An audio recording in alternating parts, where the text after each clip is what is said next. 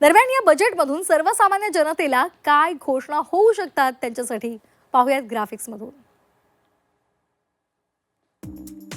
आयकरातील कर सवलत 12 वरून 14 लाख होईल अशी सध्या शक्यता आहे। ज्येष्ठांची टीडीएस कपातीची मर्यादा 2 लाख होऊ शकते। तसंच सोने चांदीवरील आयात शुल्कामध्ये कपातीची शक्यता आहे। पेट्रोल डिझेल जीएसटीच्या कक्षेत आणण्याची मागणी केली जाते। त्याचबरोबर पीएम सन्मान निधी 6 वरून 12,000 होण्याची अपेक्षा व्यक्त केली जाते। महिला आणि तरुणांसाठी मोठ्या घोषणा होतील अशी शक्यता आहे।